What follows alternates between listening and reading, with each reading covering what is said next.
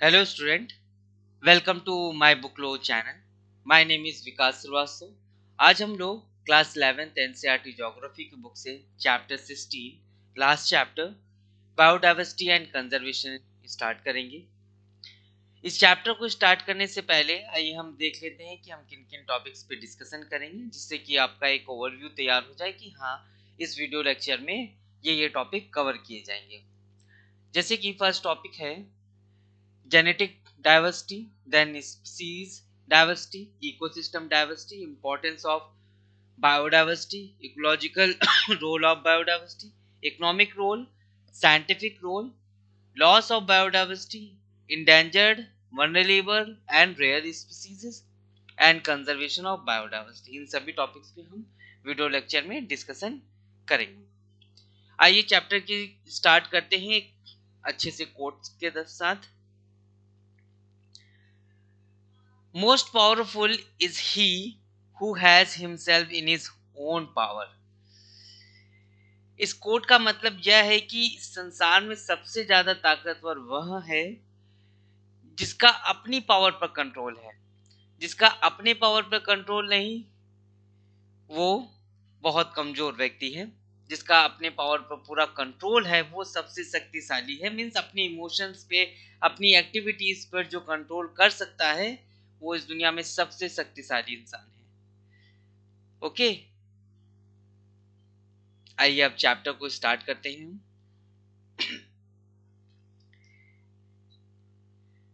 Biodiversity is the number and variety of the organism.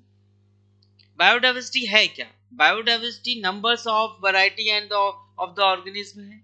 कई तरीके की वैरायटी ऑर्गेनिज्म की सॉरी, जो कि हमें मिलती है एक स्पेसिफाइड ज्योग्राफिक रीजन में, एक खास तरीके की जगह पे, या जिसको हम स्पेसिफिक रीजन डिक्लेयर कर देते हैं.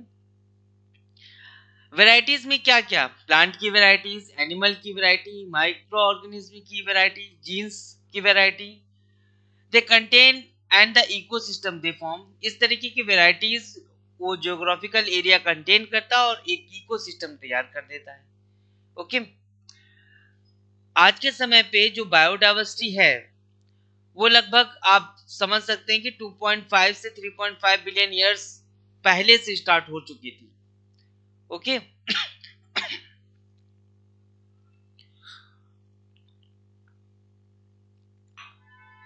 और जो कि ट्रॉपिक्स पे सबसे ज्यादा मिलेगी आपको बायोडाइवर्सिटी. ओके, ये जैसे कि मैं आपको मैप दिखा सकता हूं यहाँ पे. ट्रॉपिक्स पे, tropic of cancer, tropic of capricorn के बीच में इस तरीके से यहाँ पर डाइवर्सिटी बहुत ज्यादा देखने को मिलती है. उसका रीजन भी है, आई होप आप जानते होंगे, क्योंकि यहाँ पर सबसे ज्यादा हमें वैरायटी अदर ऑर्गेनिज्म की मिलती है. जैसे कि आप कह सकते हैं क्यों इस तरीके की वैरायटी है, क्योंकि यहाँ पर सारी चीजें अवेलेबल हैं. वाटर भी अवेलेबल है और एडेप्टेबल एनवायरनमेंट भी अवेलेबल है. कई प्रकार के प्लांट्स हैं, कई प्रकार के एनिमल्स हैं जो एक दूसरे को बैलेंस करते हैं. जब एक दूसरे को बैलेंस करने वाली चीजें मौजूद होती हैं जिन जगहों पर, उस जगहों पर आपको डाइवर्सिटी देखने को भी मिलेगी. ओके, अभी इस टॉपिक्स को हम और डीपली डिस्कस करेंगे. बायोडाइवर्सिटी को इन्होंने 3 लेवल पर डिस्कस किया है. एक genetic diversity, species diversity and ecosystem diversity. Genetic diversity क्या होती है? हालांकि आप नाम से ही समझ गए होंगे, जहां पे जीन में हमें वेरिएशन देखने को मिली. ठीक है, जो क्योंकि आप जानते हैं जो जीन्स है वो बेसिक है, building blocks of various life forms के. ओके, जेनेटिक बायोडाइवर्सिटी जो रिफर करती है जीन्स में वेरिएशन को, और जैसे कि स्पीसीज में groups of individual organism having certain similarity in their physical character are called species. कई तरीके की स्पीसीज मिलती हैं, मगर जो स्पीसीज होती हैं ग्रुप ऑफ इंडिविजुअल ऑर्गेनिज्म, अगर किसी एक इंडिविजुअल ऑर्गेनिज्म की बात करें तो उनमें आपको क्या मिलेगा? सर्टेन सिमिलैरिटी मिलेगी इन देयर फिजिकल कैरेक्टरिस्टिक. उनको हम स्पीसीज कहेंगे. ठीक है, having certain similarity in their physical characteristic. उनके फिजिकल कैरेक्टरिस्टिक्स में हमें कुछ सिमिलैरिटीज मिलेगी जिनको हम स्पीसीज कहेंगे, मगर क्या होना चाहिए, इंडिविजुअल ऑर्गेनिज्म होनी चाहिए। ओके, अगर हम ह्यूमन बीइंग्स की बात करें जो कि जेनेटिकली बिलोंग करते होमोसेपियंस को, okay, but differ in their characteristics, मगर उनकी कैरेक्टरिस्टिक होमोसेपियंस के कंपैरिजन में आज हमें डिफरेंट देखने को मिलते हैं, हाइट भी में भी, कलर में भी, फिजिकल अपीयरेंस में भी, क्योंकि ये अडेप्टेबल होते गए, जैसे जैसे एनवायरनमेंट चेंज होता गया वैसे वैसे बॉडी ढलती चली गई। ठीक है, ये जो जेनेटिकल बदलाव आए हैं इनको हम जेनेटिक डाइवर्सिटी कहते हैं। ओके, आज के समय में हमें जो जिस पूर्वजों से हमारा एवोल्यूशन हुआ उनमें और आज हम लोगों में कितना ज्यादा डिफरेंस देखने को मिल रहा है, तो ये डिफरेंस जेनेटिक डाइवर्सिटी है। ओके, जैसे कि मैंने आपसे डिस्कस किया, टॉपिक्स पे आपको सबसे ज्यादा डाइवर्सिटी देखने को मिलेगी और जैसे ही पोल की तरफ जाएंगे तो डाइवर्सिटी कम हो जाएगी। क्यों? यहाँ पे जो क्लाइमेट है बहुत हार्श है, मीन्स जैसे जैसे ऊपर जाते हैं तो ठंडक बढ़ती चली जाती है और वेजिटेशन कम होता जाता है। जब वेजिटेशन कम होगा, टेम्परेचर बहुत ही हार्श होगा तो सर्वाइवल बहुत ही मुश्किल हो जाएगा। जब सर्वाइवल मुश्किल हो जाएगा तो वैरायटी ऑफ डाइवर्सिटी नहीं होगी। ठीक है, ऑर्गेनिज्म नहीं होंगे वेरियस टाइप के। तो ये रीजन है, जैसे कि इन्होंने बताया है कि living terrestrial vertebrate species highest concentration of diversity shown in red equatorial region. ठीक है, यहाँ पे जहाँ पे रेड आपको दिख रहा है वहां पे हाईएस्ट कंसंट्रेशन ऑफ डाइवर्सिटी देखने को मिलेगी और जैसे ही पोलवर्ड जाएंगे पोल की तरफ वैसे ही क्या होगा, डिक्लाइन हो जाएगी। ठीक है, डिक्लाइन होती चली जाएगी, कम होती चली जाएगी। Diversity of species can be measure through इस रिचनेस। कहीं पर भी की भी डाइवर्सिटी अगर हमें मेजर करनी है तो कैसे पता चलेगी, कितनी ज्यादा मात्रा में है, अबेंडेंस कैसा है और टाइप्स कैसी है। ठीक है, इससे हम मेजर करते हैं डाइवर्सिटी को। Areas rich in species diversity are called hot spot. जहां पे बहुत ज्यादा मात्रा में स्पीसीज में वेरिएशन देखने को मिलता है उसको हमने हॉट स्पॉट कहा है। ठीक है, हॉट स्पॉट एरिया कुछ डिक्लेयर किए गए हैं जहां पे हमें वेरियस टाइप की स्पीसीज मिलती है। ठीक है, इस तरह के क्वेश्चन आपको एकेडमिक से लेकर यूपीएससी लेवल तक में आपसे पूछे जा सकते हैं कि हॉट स्पॉट से रिलेटेड क्वेश्चन। ठीक है, तो हॉट स्पॉट से रिलेटेड क्वेश्चन में आपको क्या हेल्प करेगा, basic concept. Hot spot means जहां पे वैरायटी ऑफ स्पीसीज हो। वैरायटी ऑफ स्पीसीज कहाँ होगी, ट्रॉपिक्स के आसपास। तो अगर उसने कुछ स्पेसिफिक प्लेस पूछे हैं तो वो अगर हॉट स्पॉट से रिलेटेड डेफिनेटली ट्रॉपिक्स पे होंगे। ओके, पोल वर्ड नहीं होंगे। तो ये सब बेसिक चीजें हैं जो आपको एलिमिनेशन मेथड एमसीक्यू में बहुत ज्यादा हेल्प करेंगी। ठीक है, कि क्या होना चाहिए क्या नहीं होना चाहिए, कॉमन सेंस जनरेट कर देती है।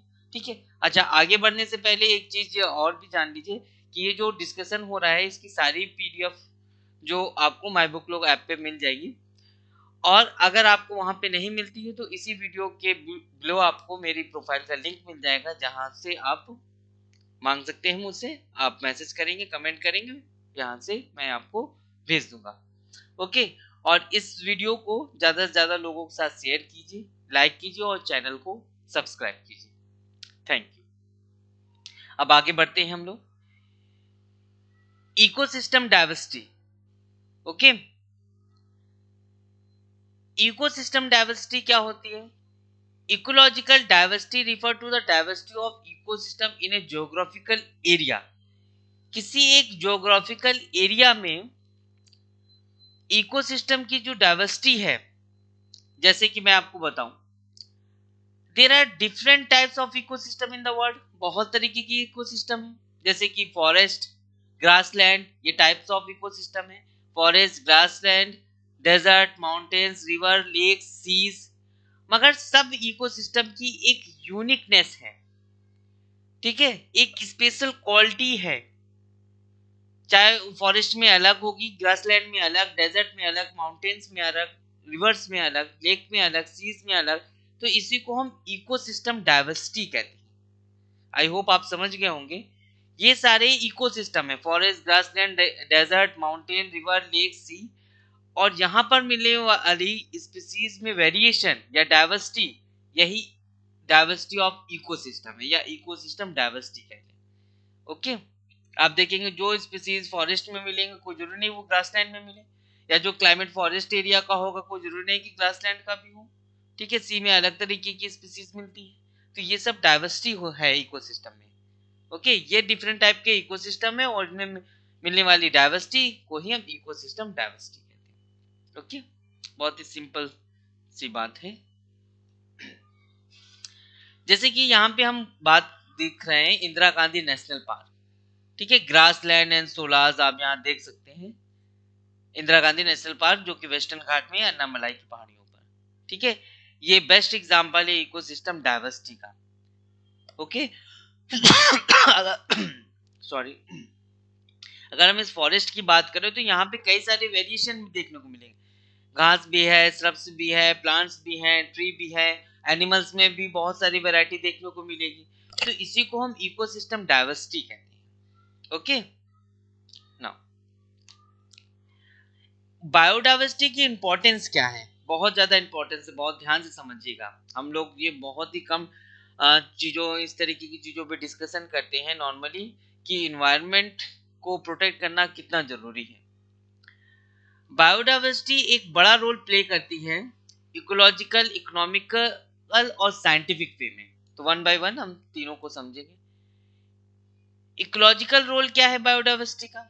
जैसे कि हर एक organism besides extracting it's need, means अपनी जरूरतों को छोड़ के हटा दें उनकी जरूरतें क्या है, तो कंट्रीब्यूट करती हैं कुछ ना कुछ अदर ऑर्गेनिज्म को सरवाइव करने में। जैसे कि हम लोग ह्यूमंस कंट्रीब्यूट करते हैं सस्टेनेंस ऑफ इकोसिस्टम में। जैसे कि बहुत से ऐसे लोग हैं, बहुत से लोग तो फॉरेस्ट वगैरह काटते हैं सर्वाइवल के लिए हो सकता है, या अदर एक्टिविटीज के लिए हो सकता है, मगर कुछ ऐसे भी ह्यूमंस हैं जो पेड़ लगाते हैं और बड़े बड़े जंगल ही खड़े कर दे। ठीक है, तो हम लोग सस्टेनेंस कर रहे हैं, सस्टेन करने की कोशिश कर रहे हैं और डेवलप कर रहे हैं बायोडाइवर्सिटी को और ज्यादा से ज्यादा। तो हम ना कहीं इन चीजों के लिए हेल्प कर रहे हैं, कंट्रीब्यूट कर रहे हैं। ठीक है, तो ये इकोलॉजिकल रोल है हमारा। Species capture and store energy. आप जानते हैं कि स्पीसीज कैप्चर करके स्टोर करती है एनर्जी को, and produce and decompose organic material. Produce भी करती है, डिकम्पोज भी करती है, और हेल्प टू साइकिल वाटर, या वाटर साइकिल को बनाए रखने में हेल्प करती है, न्यूट्रिएंट्स को बनाए रखने में हेल्प करती है। जैसे कि हमने इससे प्रीवियस चैप्टर में पढ़ा है कि हर्ब्स को खाते हैं प्राइमरी, फिर प्राइमरी को सेकेंडरी, मींस कार्निवोरस, कार्निवोरस को टॉप कार्निवोरस, इस तरीके से चेन चलती है और यही चेन वेब में भी बदल जाती है। ठीक है, तो एक दूसरे को क्या सर्वाइवल में हेल्प करते हैं। ठीक है, fix atmospheric gas and help regulate the climate. इस तरीके से क्लाइमेट रेगुलेट होता रहता है और फिक्स एटॉमिक एटमॉस्फेरिक गैसेस बनी रहती, मेंटेन रहती। जैसे कि हमने नाइट्रोजन साइकिल पढ़ा प्रीवियस चैप्टर में, कार्बन साइकिल पढ़ा, ऑक्सीजन साइकिल पढ़ा। तो ये सब हम ही लोगों की मदद से तो ये बैलेंस्ड है। अगर जरा सा भी बैलेंस बिगड़ गया तो सारा सिस्टम गड़बड़ा जाएगा। ओके, जैसे कि स्पीसीज जिसमें हाई जेनेटिक डाइवर्सिटी मिलेगी, okay, an ecosystem with high biodiversity, जहां की स्पीसीज में जेनेटिक डाइवर्सिटी हायर होगी वहां पर हमें बायोडाइवर्सिटी भी हाई मिलेगी। ओके, क्योंकि वो एडेप्टेबल होती हैं इन्वायरमेंटल चेंज के, क्योंकि उनकी जेनेटिक डाइवर्सिटी हो रही है, चेंजमेंट हो रहा है जैसे जैसे इन्वायरमेंट चेंज हो रहा है। तो डेफिनेटली वो सर्वाइवल में उनको हेल्प करेगा, सर्वाइवल में हेल्प करेगा तो ज्यादा से ज्यादा वैरायटी हमें मिलेगी स्पीसीज की। ओके, अगर हम दूसरे शब्दों में कहें, more variety of species in ecosystem more stable ecosystem. और जितनी ज्यादा वैरायटी होगी स्पीसीज की इकोसिस्टम में, किसी भी इकोसिस्टम में आपको बता चुका हूं अभी, वो उतना ज्यादा स्टेबल होगा। क्यों? इस बात को बहुत ही साधारण तरीके से समझिए। जैसे सपोज दैट आपके यहाँ कोई फंक्शन है, ठीक है, कोई बहुत बड़ा काम होना है और आपने हर एक छोटे छोटे काम को अलग अलग लोगों को बांट दिया है। ठीक है, कि तुम ये कर लेना, तुम ये कर लेना, तुम खाने के लिए अरेंजमेंट कर लेना, तुम पानी के लिए, तुम बर्तन के लिए, तुम टेबल के लिए, तुम डेकोरेशन के लिए सॉरी, सबको अलग अलग काम बांट दिया। अब सबको अलग अलग काम बांट दिया तो हुआ क्या कि हालांकि सब अलग अलग कर रहे हैं मगर एक दूसरे को सपोर्ट भी कर रहे हैं। काम तो एक ही होना है ना बड़ा, कि मैरिज होनी है, मगर उसके काम को कई लोगों के बीच में बांट दिया गया है, जो कि एक बैलेंस बनाए हुए कि सबने अपना अपना काम पूरा कर लिया और टोटल काम पूरा होके मैरिज कंप्लीट हो गई। ठीक है, तो इस तरीके से ये सेम फिनोमेना इकोसिस्टम पे भी अप्लाई होता है। जितनी ज्यादा डाइवर्सिटी, जितने टाइप्स की स्पीसीज, उतना ज्यादा काम का बंटवारा, सब लोग अपना अपना काम करेंगे तो बैलेंस बना रहेगा। किसी भी एक व्यक्ति को पूरे काम दे दिए जाएंगे तो पॉसिबल नहीं है। ठीक है ना, सब सिस्टम बिगड़ जाओ। किसी ने भी एक भी काम को छोड़ दिया कि मैं ये नहीं करूंगा एंड टाइम पे, एंड मौके पे, तो सारी व्यवस्था बिगड़ जाती है। ठीक है, क्योंकि उसकी जगह पे हमें कोई अल्टरनेटिव या किसी और को लाना होता है, क्योंकि पहले से डिसाइड है कि तुम ये काम करोगे। जब पहले से डिसाइड है और अचानक से छोड़ के चला जाएगा तो सारी व्यवस्थाएं बिगड़ जाएगी। सेम इसी तरीके से इकोसिस्टम में भी होता है। अगर किसी भी एनिमल का एक्सटिंक्शन हो जाता है, ठीक है, चाहे टाइगर हो, ठीक है, चाहे डुगोंग हो, कोई भी एनिमल हो, अभी हम सारे डिस्कशन करेंगे, तो सारा सिस्टम बिगड़ जाता है। क्यों? क्योंकि उसका काम तो कोई और नहीं कर पा रहा है, तो वो काम हो गया बिगड़। जो फाइनल प्रोडक्ट बनना था, जो फाइनल काम होना था, वो नहीं हो पाया, क्योंकि एक बीच का जो एलिमेंट है वो अपना फंक्शन नहीं कर पा रहा, क्योंकि वो एक्सटिंक्ट हो चुका है। Okay, economic role of biodiversity. अब इकोनॉमिक रोल जरा समझ लेते हैं। One important part of biodiversity is crop diversity. स्वाभाविक सी बात है कि अगर क्रॉप में डाइवर्सिटी हमें देखने को मिलेगी तो क्या होगा कि हमें वैरायटी ऑफ फूड्स मिलेंगी। ठीक है, वैरायटी ऑफ में मीन्स फ्रूट्स हो गए, वेजिटेबल्स हो गए, फ्लावर हो गए, कई सारी वैरायटी हमें देखने को मिलेगी। इसको हम एग्रो बायोडाइवर्सिटी भी कहते हैं। ओके, होता क्या है, जैसे कि biodiversity seen as a reservoir of resource, resource को रिजर्व करने वाली होती है biodiversity, to be drawn upon for manufacturing of food, pharmaceutical and cosmetic product. अगर हमें क्रॉप में डाइवर्सिटी देखने को मिलती है, ठीक है, तो हम कई तरीके के आउटपुट उससे बना सकते हैं, जैसे कि मैन्युफैक्चरिंग ऑफ फूड्स, ठीक है, फार्मास्यूटिकल में काम आ सकते हैं, कॉस्मेटिक में काम आ सकते हैं, अलग अलग तरीके की मिनरल्स। ओके, तो ये सारी चीजें अगर डाइवर्सिटी है तो सेकेंडरी प्रोडक्ट भी हमें डाइवर्स देखने को मिलेगा, क्योंकि हमें हेल्प मिल जाएगी सेकेंडरी प्रोडक्ट बनाने में उससे, अगर प्राइमरी प्रोडक्ट में कई सारी डाइवर्सिटी है। ठीक है, बहुत से ऐसे क्रॉप्स हैं जिनको हम विदेशों में सेल करते हैं। ठीक है, जैसे कि बहुत से इंपोर्ट भी करते हैं, जैसे पाम ऑयल। ठीक है, पाम से जो बनता है, तो हमारे यहाँ इतना ज़्यादा प्रोडक्शन नहीं है तो हमें दूसरे देशों में मंगाना पड़ता है। मगर अगर यहाँ पे इस तरीके का जगहों पे, स्पेसिफिक जहाँ पे पाम की खेती की जा सकती हो, प्लांटेशन किया जा सकता हो, और हालांकि अब गवर्नमेंट ने स्टार्ट भी कर दिया है, तो हमें एक और वैरायटी देखने को मिलेगी अपने यहाँ।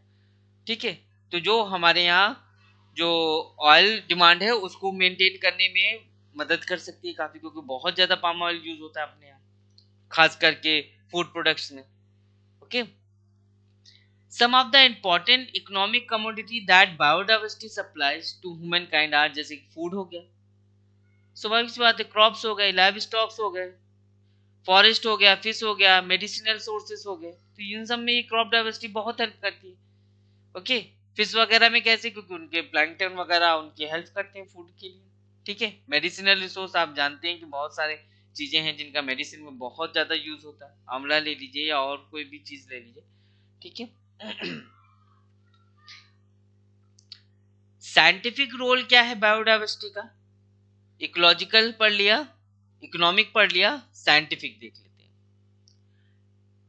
बायोडाइवर्सिटी तो इंपॉर्टेंट है ही है, क्योंकि each species can give us some clue.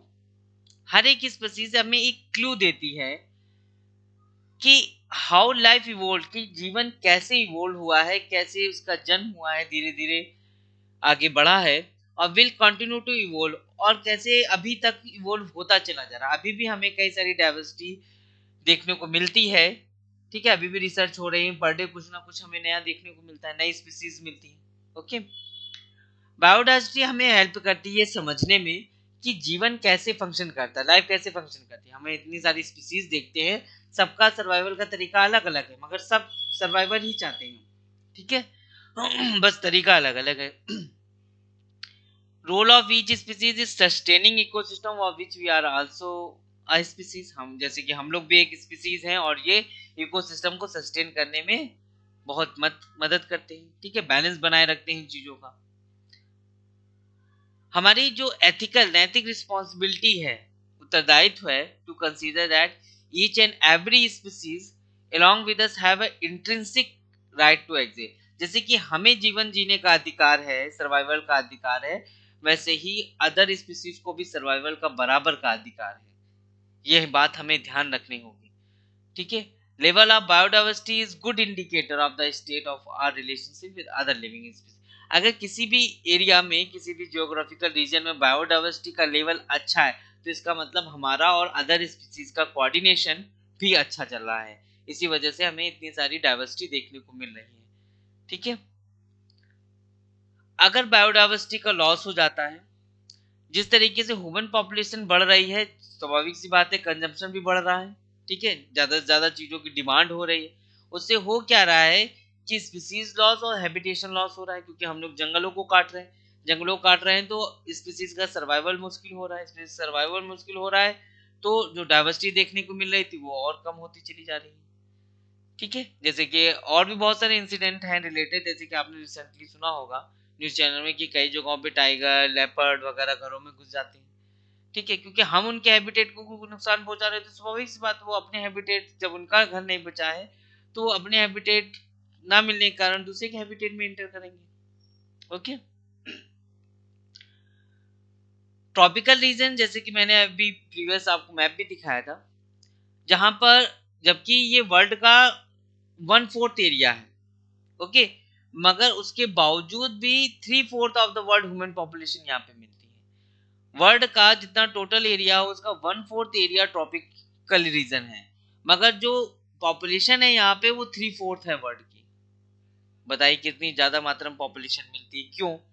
उसका भी रीजन है, क्योंकि यहाँ पर सर्वाइवल बहुत ही आसान है, क्योंकि बहुत सारी चीजें हैं, वाटर भी अवेलेबल है, डिफरेंट टाइप ऑफ स्पीसीज भी अवेलेबल है सर्वाइवल के लिए, ठीक है। वाटर अवेलेबल है तो बेसिकली क्या होता है कि हम लोग नदी किनारों से स्टार्टिंग में रहते चले आए, नदी किनारे रहते चले आए, धीरे धीरे हमने एग्रीकल्चर सीखा, प्रोडक्शन हुआ, कुछ अपने लिए रखा, कुछ हमने उसका ट्रेड स्टार्ट कर दिया सरप्लस का, ठीक है। धीरे धीरे व्यापार बढ़ता गया, उससे जो एक्स्ट्रा मनी है उसका हमने अदर जगहों पे इन्वेस्टमेंट किया, ठीक है। तो अदर व्यापार, सेकेंडरी मैन्युफैक्चरिंग सेक्टर डेवलप हो गया। जब मैन्युफैक्चरिंग सेक्टर डेवलप हो गया तो उससे क्या हुआ, सर्विस सेक्टर डेवलप्ड हुआ, ठीक है।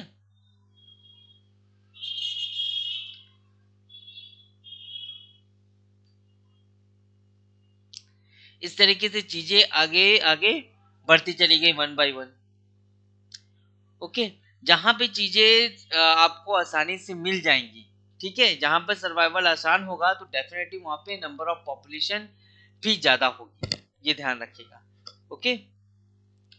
स्वाभाविक सी बात है, ये ह्यूमन टेंडेंसी, जहां पर चीजें आपको, जैसे कि एक बेसिक सा एग्जांपल ले लें, जैसे आपको एजुकेशन जहां पे इजी वे में मिल जाएगी, आप उसी जगह पर जाना पसंद करेंगे, ठीक है, कि हाँ अब यूट्यूब से भी पढ़ाई हो रही है, घर बैठे सारी चीजें सीख सकते हैं, डीप डिस्कशन हो रहा है, तो स्वाभाविक सी बात है आप इस तरफ अट्रैक्ट होंगे, ठीक है। As this tropical rain forest contain 50% of species on the earth, और ये जो यहाँ पे ट्रॉपिकल एरिया में जो फॉरेस्ट मिलते हैं यहाँ पे, वर्ल्ड की या अर्थ पे मिलने वाली जितनी भी स्पीसीज है उसका 50% तो यहीं पे मिलता है, ठीक है। नेचुरल क्लैमिटी, जैसे कि अर्थक्वेक हो गया, फ्लड हो गया, volcanic eruption, forest fire, droughts, forest fire जब अभी ऑस्ट्रेलिया की आप बात कर सकते हैं, ठीक है। सूखा आप बात कर सकते हैं साउथ अफ्रीका का, 0 डे, जहाँ पानी की बिल्कुल मीन्स खत्म ही हो गया था लगभग, ठीक है। Damage of flora and fauna, ये सब क्या करते हैं, डाइवर्सिटी में बदलाव लाते हैं। स्वाभाविक सी बात है, सपोज दैट, बहुत ही साधारण सा एग्जांपल है, अगर किसी एरिया में जहाँ पर डाइवर्सिटी थी, अवेलेबल थी, बहुत सारे पेड़ पौधे जानवर ये सब थे, और वहां पे अचानक से अर्थक्वेक आ जाता है, ठीक है, तो जितनी भी जो डाइवर्सिटी मिल रही है, स्वाभाविक सी बात है वो खत्म हो जाएगी, ठीक है, क्योंकि टूट फूट क्रैक वगैरह में सारी डाइवर्सिटी तहस नहस हो जाएगी। जब सारी डाइवर्सिटी तहस नहस हो जाएगी इस एरिया की, तो जो बायोडाइवर्सिटी थी वो भी खत्म हो जाएगी। स्वाभाविक सी बात है कि जो सारी चीजें एक दूसरे से रिलेटेड थी वो साइकिल ही खराब हो गई, बीच से एक बड़ा सा पोर्शन उसका डैमेज ही हो गया, तो अब वो कंटिन्यू कैसे रहेगी? ठीक है, तो इन सब बेसिक चीजों को हमें समझना होगा।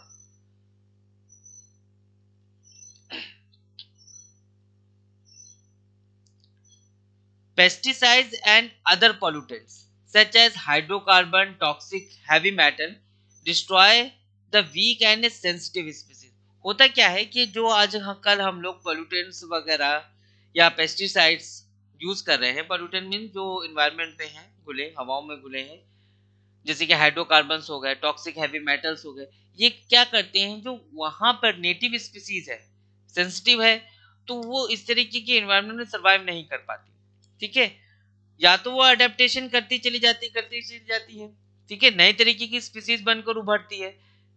ओके, या फिर कोई अदर स्पीसीज किसी और जगह से आके वहां पर सर्वाइवल पॉसिबल हो पाता है उसका, जो कि इनहेबिटेंट नहीं है।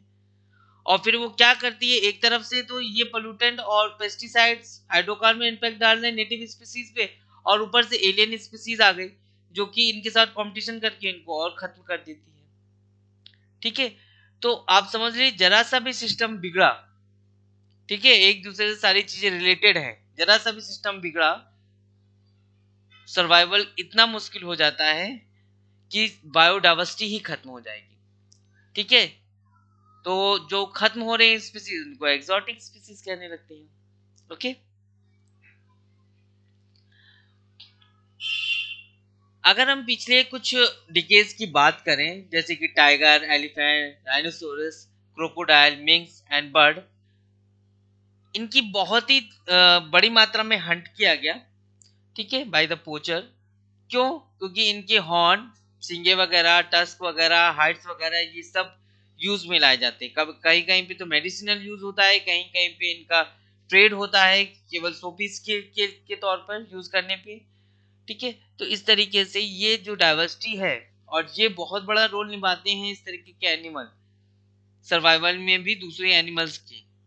तो ये मींस एक तरफ तो ये सारी नेचुरल क्लाइमेट ही आ रही है, ऊपर से ह्यूमन अपना इंटरफेरेंस कर रहा है। ओके, तो इसी कारण से गवर्नमेंट के द्वारा कुछ इनिशिएटिव स्टार्ट किए गए थे, जैसे कि प्रोजेक्ट टाइगर हो गया 1973 में, प्रोजेक्ट राइनोसोरस हो गया 2011, और भी बहुत सारे प्रोजेक्ट हैं, आप कमेंट बॉक्स में मुझे बता सकते हैं, जो कि जो एक्सटिंक्ट हो रहे हैं स्पीसीज उनको बचाने के लिए, सेव करने के लिए स्टार्ट किए गए हैं गवर्नमेंट के द्वारा। एक तरफ international union of conservation of nature and natural resource है, IUCN, जिसने क्लासिफाइड किया है इन स्पीसीज को, जैसे कि threatened species of plant animal into 3 categories में। ओके, 3 कैटेगरी में इनको किया है, एक इंडेंजर्ड, वल्नरेबल और रेयर स्पीसीज। और भी इनके सब डिवीजन है, अभी हम लोग चैप्टर के अकॉर्डिंग जो मेन मेन चीजें डिस्कस की गई उस पर बात कर रहे हैं। ठीक है, इसमें वे स्पीसीज आती हैं इंडेंजर्ड में जो कि एक्सटिंक्ट हो रही हैं या खत्म हो चुकी हैं लगभग। ठीक है, डेंजर टू एक्सटिंक्शन में तो अब एकदम लास्ट मोमेंट पे है। इस कारण से IUCN पब्लिश करता है जो भी इंडेंजर्ड स्पीसीज है उनके नाम वगैरह, कि ये इंडेंजर्ड स्पीसीज है, इनको प्रोटेक्ट करने के लिए गवर्नमेंट कुछ इनिशिएटिव स्टार्ट करे और ह्यूमन को भी अवेयर करती है कि इस तरीके की एनिमल्स का या स्पीसीज का मींस हंट मत करें, जिसकी वजह से ये खत्म हो जाएंगे अदरवाइज।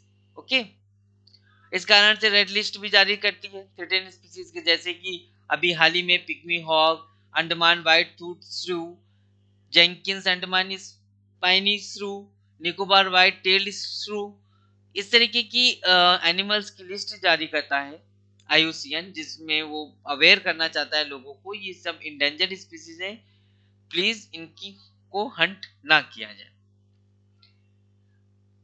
इंडेंजर वनरेबल स्पीसीज को में की कैटेगरी में कौन से आते हैं एनिमल्स, जो कि इंडेंजर कैटेगरी में बस इंटर करने वाले होते हैं। ठीक है, if the factor threatening to their extinction continue, अगर उनके फैक्टर जो उनको खत्म करने में लगे हुए हैं, हंटिंग हो गई, नेचुरल क्लाइमिटी हो गया, अगर ये कंटिन्यू रहे तो वनरेबल से इंडेंजर्ड स्पीसीज में चले जाएंगे। मतलब कि इंडेंजर से पहले जो कंडीशन आ रही है वो वनरेबल स्टेज आ रही है। ठीक है, जैसे कि स्नो लेपर्ड हो गया, ऑलिव रिडले टर्टल हो गया, डुगोंग हो गया, ये सब एनिमल्स वनरेबल स्पीसीज की कैटेगरी में आते हैं कि अगर ये इनका एक्सटिंक्शन कॉन्टिन्यूअस चलता रहा तो ये इंडेंजर में आ जाएंगे। ओके, रेयर स्पीसीज में क्या आते हैं? वो स्पीसीज आते हैं जो कि बहुत ही कम बचे हुए हैं, ठीक है, जो कि किसी एक लिमिटेड एरिया में मिलेंगे, या अगर मिलेंगे भी वाइड एरिया में तो बहुत ही स्कैटर्ड मिलेंगे, कहीं एक आधा मिल जाए तो मिल जाए, ठीक है, तो वो रेयर स्पीसीज में आते हैं। कंजर्वेशन बहुत ज्यादा इंपॉर्टेंट है बायोडाइवर्सिटी का। अगर ह्यूमन खुद एग्जिस्टेंस चाहता है अर्थ पर, अपनी बनाए रखना चाहता है एग्जिस्टेंस, तो बायोडाइवर्सिटी को उसको बचाना बहुत जरूरी है, ठीक है। All form of life are closely interlinked, क्योंकि सभी फॉर्म ऑफ लाइफ आपस में इंटरलिंक्ड है।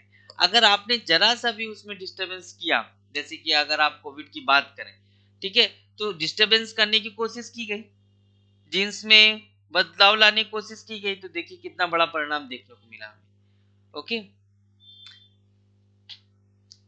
तो ये एक इम्बैलेंस क्रिएट कर देगा और जिसको फिल कर पाना या जिसको बैलेंस कर पाना बहुत मुश्किल होगा। ओके, ये देखिए कुछ हम्बोडिटा डेकोरियन बेड है जो कि इंडेमिक ट्री है वेस्टर्न घाट का, ठीक है।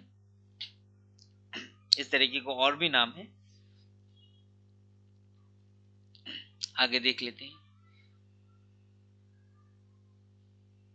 जो क्रिटिकल प्रॉब्लम है वो केवल कंजर्वेशन नहीं है, नॉर हैबिटेशन है, ना कंजर्वेशन बिग प्रॉब्लम ना हैबिटेशन बिग प्रॉब्लम है। बिग प्रॉब्लम ये है कि जो कंजर्वेशन की प्रोसेस है उनको कॉन्टिन्यूअस रख पाना, ठीक है, क्योंकि हम कंजर्वेशन की बात तो करते भी हैं, मगर क्या होता है कि ब्रेक में करते हैं चीजें, कॉन्टिन्यूअस प्रोसेस नहीं चल पा रही, जिससे कि एक बैलेंस बना रहे।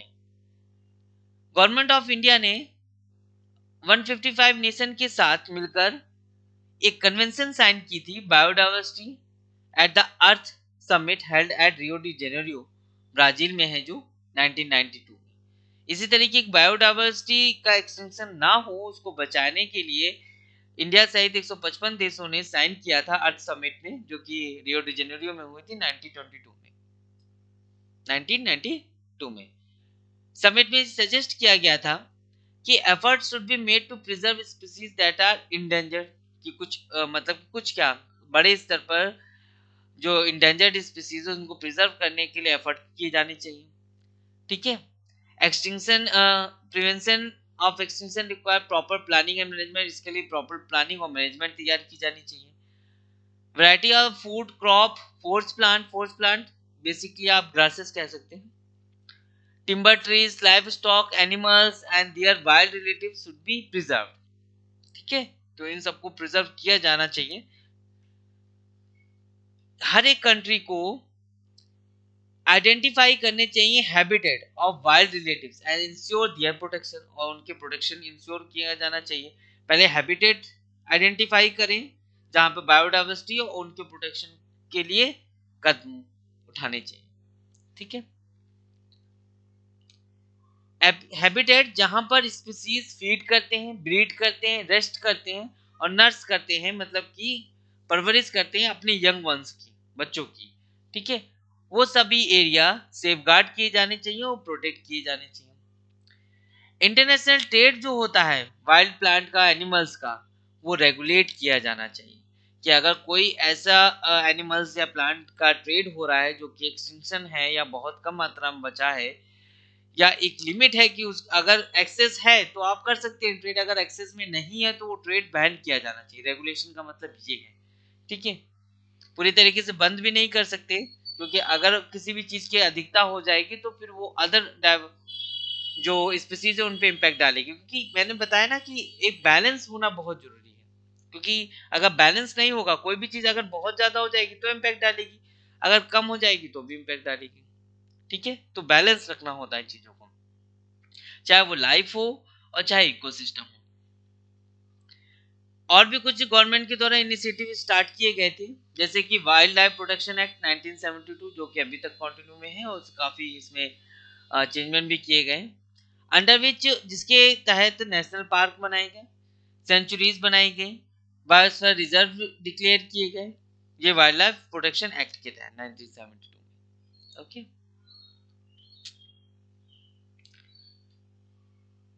कुछ देश ऐसे हैं which are situated in tropical region और they possess a large number of world species diversity, जहां पे बहुत हमें वैरायटी देखने मिलती है स्पीसीज की। ओके, जैसे कि उनको हम मेगा डाइवर्सिटी सेंटर्स कहते हैं, ऐसे एरियाज को या ऐसे सेंटर्स को मेगा डाइवर्सिटी सेंटर कहते हैं। कुछ 12 सच कंट्री यहाँ पे बताई गई हैं, जैसे कि मैक्सिको हो गया, कोलंबिया हो गया, इक्वाडोर हो गया, पेरू हो गया, ब्राजील हो गया, ये सब साउथ अमेरिका की हैं कंट्री। ठीक है, मैक्सिको तो नॉर्थ अमेरिका में, ये सब साउथ में, Colombia, Ecuador, Peru, Brazil, Democratic Republic of Congo, Madagascar ये अफ्रीका के पास, China Asia, India, Malaysia south east Asia, Indonesia south east Asia, Australia south में। ठीक है, तो in which these centres are located, ये इस तरीके की 12 जगह हैं जहाँ जो मेगा डाइवर्सिटी सेंटर्स हैं, जहाँ पे हमें बहुत ज्यादा वैरायटी ऑफ एनिमल देखने को मिलती है। एनिमल कह लें, स्पीसीज कह लें, प्लांट्स कह लें, ठीक है, माइक्रो ऑर्गेनिज्म कह लें। IUCN international union for conservation of nature and natural resources identify किए हैं कुछ एरियाज को, जो कि जैसे कि बायोडाइवर्सिटी हॉटस्पॉट हो गए, और hotspot are defined according to their vegetation, जैसे कि मैंने आपको बताया जहां पे मेगा डाइवर्सिटी हो तो उनको हम हॉटस्पॉट्स कहते हैं। ओके, जैसे कि अगर मेडागास्कर की बात करें तो near about 85% of plant animal are found now we here else in the world, मतलब कि जो जितने भी यहाँ पे प्लांट्स और एनिमल की वैरायटी मिलती है, ठीक है, अगर उसका 85% अगर हम ले तो उस तरीके की 85% वैरायटी और कहीं दुनिया में नहीं मिलती। ठीक है, केवल यहीं पर मिलती है वैरायटी इतनी ज्यादा। 15% तो मिल जाएंगे और जगह पे वो प्लांट वो एनिमल, मगर 85% जो रेस्ट ऑफ है वो नहीं मिलेंगे। ठीक है, जो मेडागास्कर में है, तो इस तरीके के हॉटस्पॉट है, मेगा डाइवर्सिटी सेंटर है। अदर हॉटस्पॉट की अगर हम बात करें, वेल्थी कंट्री मतलब कि रिच कंट्री जहां पे डाइवर्सिटी बहुत ज्यादा है, कुछ प्रेशर झेल रहे हैं, facing a different type of pressure, the island of हवाई। ठीक है, जैसे कि हवाई आइलैंड की बात करें जो आप कह सकते हैं कि नॉर्थ अमेरिका के वेस्ट में। ठीक है, have many unique plants and animal that are threatened by introduced species and land development। वहां पे या तो एलियन स्पीसीज आ चुकी हैं, ठीक है, क्लाइमेटिक चेंजमेंट की वजह से, या तो फिर वहां पे लैंड डेवलपमेंट, क्योंकि वहां पे अमेरिका कई सारी चेंजमेंट करता रहता है, तो उसकी वजह से भी वहां पे थ्रेटन हुई है स्पीसीज। ओके, यहाँ पे इन्होंने यहाँ पे दिखाया, यहाँ पे हवाई आइलैंड।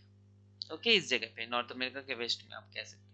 ये कुछ हॉटस्पॉट्स हैं वर्ल्ड के, जैसे कि सेंट्रल अमेरिकन लोलैंड फॉरेस्ट यहाँ पे, सेंट्रल अमेरिकन हाईलैंड फॉरेस्ट यहाँ पे वेस्टर्न साइड में, ये ईस्टर्न साइड पे, western Ecuador and Colombian Choco, tropical Andes, Atlantic forest Brazil, upper Guiana forest Africa, eastern arc mountain Tanzania eastern Africa, Madagascar eastern Madagascar,